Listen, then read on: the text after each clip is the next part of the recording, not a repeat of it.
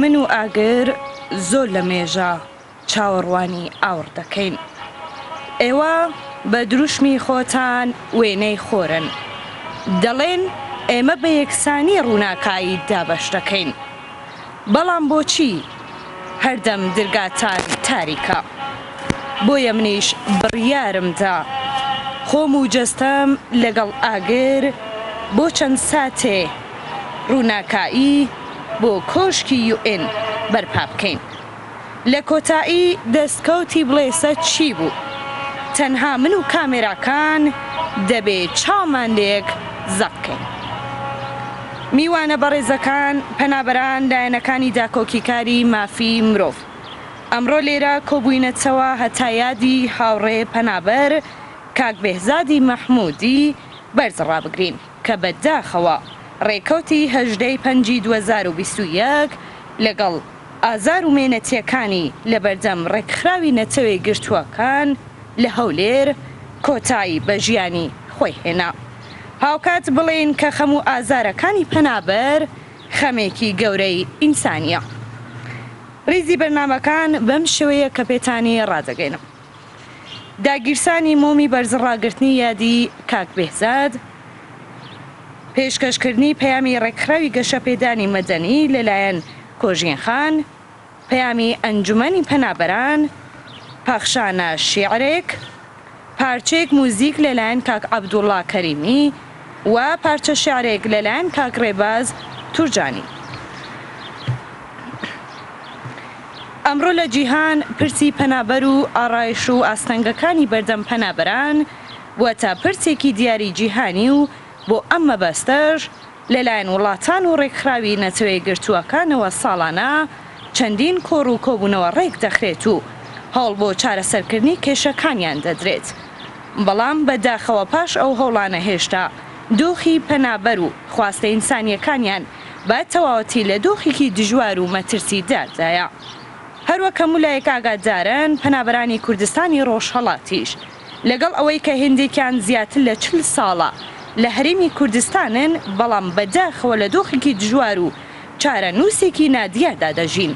هەر بۆیە لاکامی کەمتەرخەمی ڕێکخراوی نەتەوەی گرتووەکان و لایەنەکانی پەیوەندیدار و ژیانی قورسی پەنابەران و بێوەڵاممانەوەی داواکاریەکانیان بەداخەوە لە ڕێکەوتی 18 پەنجی 2021 کاک بێهزاد مەحموودی شەهیدی پەنابەر لە بەردەم ڕێکخراوی نەتەوەی گرتووەکان لە هەولێر ئاگر لە جەستەی خۆی بەردەدات و بەداخەوە لە ڕۆژی 23 پەنجی 2021 بۆ دوجار ماڵەوای لێکردین.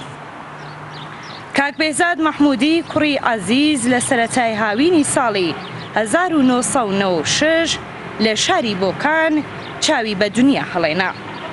لەبەر ئەوەی کە باوکی وەرزێرێکی زەحمەتکێش بوو واستەنگەکانی ژیان تەنگی پێ هەڵچنی و هاوکات کوڕی تاقانەوەی ماڵەوە بوو وەک یارمەتیدەری باوکی تاوی دایە کارکردن. هەر بۆیە بە ناچاری هەتا قۆناغی سەرەتایی خوێند. بەهۆی ئەو دۆخە سیاسیەتدا سەپاوەی کە بە تەواوەتی کۆمەڵگای ئێرانی تەنیوە لە ساڵی 2017 ڕوو لە هەرێمی کوردستان دەکات.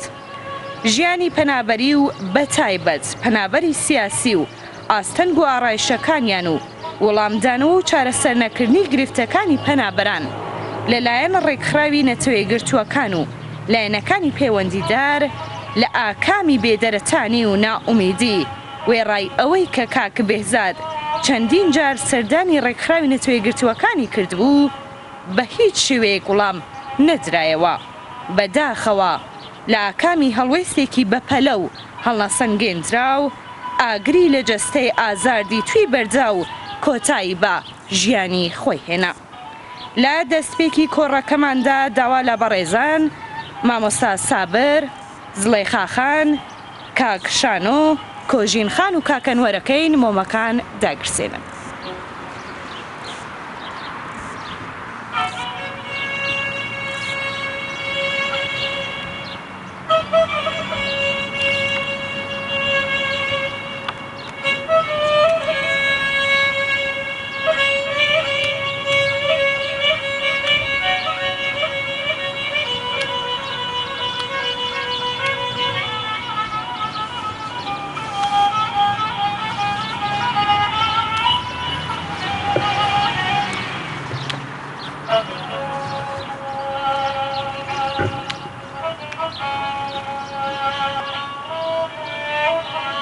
بەهاری ئێمە جیاواز بوو.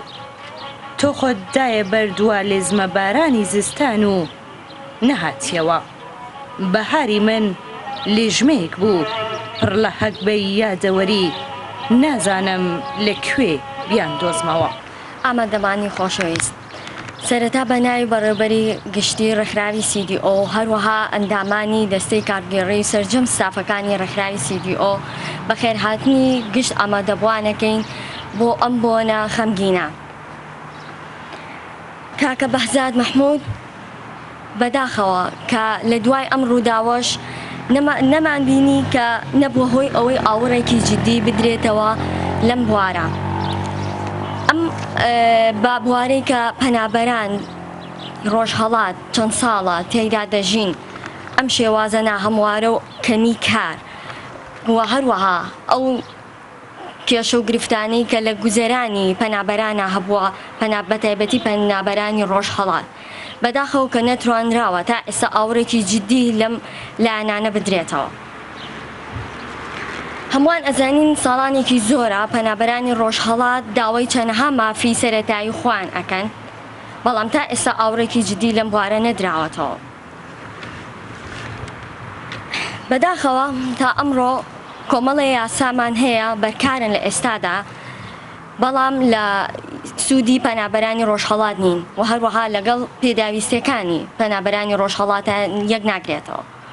و تا ئەمڕۆ بەداخەوە گەنجانی پەنابەر کە خاوەن بڕوانامەن و چەندین ساڵ ڕەنجیان داوە بۆ بەدەستهێنانی بڕوانامەکانیان، تا ئێستا ناتوانن بە شێوازێکی باش سوودی لێوەر بگرن و بتوانن بەکاری بێنن لە هەلی کارە.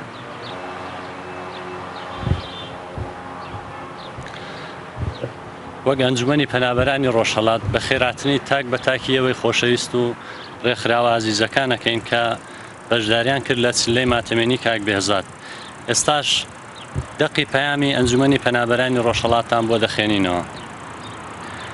بەڕێزان، بەشداربوانی هێژە لایەن و ڕێکخراوەکانی داکۆکیکاری مافی پەنابەر و پەنابەرانی خۆشەویست، هەروەک هەموو لایەک ئاگادارن بەداخ و کەسەرێکی زۆر کاک بێهزادی مەحموودی شەهیدی ڕەنج و گڕ لە ڕێکەوتی 23/5 بەهۆی بێدەرەتانی و دۆخی نالەباری ژیانی لە بەردەم ڕێکخراوی نەتەوەی یەکگرتووەکان لە هەولێر کۆتایی بە ژیانی خۆی هێنا. شەهیدی ئازار و گڕ بە گڕی جەستەی بوو بە هاواری هەزاران پەنابەری بێدەرەتانی لەبیرکرا و ئازار و مەینەتەکانی هەموو پەنابەرانی ڕۆژهەڵاتی لەسەرشان ناو لە نیشتمانی خۆی بە بێدەرەتانی و ماڵاوایی لێکردین. ئەمڕۆ لێرە کۆبووینەوەتەوە لەگەڵ ئەوەی کە یادی پەنابەری ڕەنج و گڕ بەرز ڕابگرین، هاوکات شکۆ و کەرامەت و بەها ئینسانیەکانیش بەرز بنرخێنین و خەبات لە پێناوی پاراستنی بەها بەرزەکانی مرۆڤایەتی و ئەرک و سەرمەشق دابنین.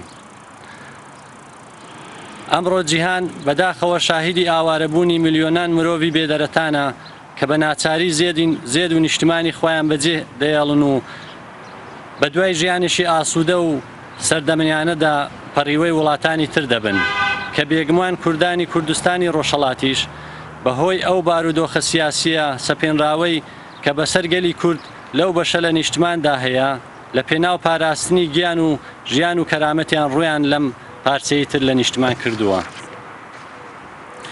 هەروەک هەموو لایەک و بەتایبەت لایەنەکانی پەیوەندیدار بە پەنابەران بە وردی ئاگاداری دۆخی نالەباری هەمەلایەنەی پەنابەرانی ڕۆژهەڵاتن کە هەندێکیان زیاتر لە 40 ساڵە لەم وڵاتەدا پەنابەرن، بەڵام بەداخەوە هەتا ئێستاش ئاریشە و گرفتەکانیان کەمترین ئاوڕی لێ نەدراوەتەوە. لێرەدا پێویستە ئەوە بڵێن کە پرسی پەنابەر و ئاریشە و ویستەکانیان بە تەواوەتی پرسێکی ئینسانیە و پێویستە مرۆڤتەوەرانە و مرۆڤیانە سیر بکرێت و خەمی مرۆڤایەتی بە دوور لە هەر بابەتێکی تر ببێت بە خەمێکی جیهانی. لەم سۆنگەوە ئەنجومەنی پەنابەرانی ڕۆژهەڵات سلێمانی لە چلەی ماتەمینی کاک بێهزاد وێڕای بەداخبوونی خۆی بۆ ئەو ڕووداوە دڵتەزێنە و بەرز ڕاگرتنی یادی شەهیدی پەنابەر لەلایەنەکانی پەیوەندیدار و بەتایبەتی ڕێکخراوی نەتەوەی گورتوەکان کە خۆی لە بەرامبەر پەنابەران بەرپرسیار و داکۆکاری مافی پەنابەر دەزانێت، دڵسۆزانە ئاوڕێک لە ئاریشە و ئازارەکانی پەنابەر بدرێتەوە. بەسپاسەوە ئەنجومەنی پەنابەرانی ڕۆژهەڵات سلێمانی. ئەو شەوەی کە هاتم لەگەڵمدا کۆڵە پشتیەک لە هیوا و باوەشێک لە بۆنی خاک و لا گوێلێک لە فرمێسکی دایکم لەگەڵدا بوو. ئەو شەوە کە هاتم ئەستێرەکان کەنیشکە ئاسای ئەم نیشتمانە پرچەکانی مانگە شەویان دەکرد بە پەلکە و ئارەقەی نێو چاوانی ڕێگای هاتوونە هاتیان دەستڕیەوە. ئەو شەوە کە هاتم چیرۆکی ژانی گەل و ملوانکەی شینم پێبوو. ئازیزان و هاوڕێیان، بە خێراتنی هەمووتانەکەم زۆر زۆر خۆشحاڵم بە هاتنەکەتان. مەمنونتانن لەلایەنی ئەنجومەنی پەنابەرانی ڕۆژهەڵاتەوە خۆم و هاوکارەکانمەوە، لەلایەنی هەموو پەنابەرانی ڕۆژهەڵاتەوە سەرخۆشی خۆمان ئارەستەی بنەماڵێ کاک بێهزاد دەکەین. هیوادارین ئاخر ناخۆشیان بێ، دەستخۆشی لە هەموو میوانەکان دەکەین. بە خارزمتانەکەم مەمنونتانین، سپاستانەکەین بۆ هاتنەکەتان.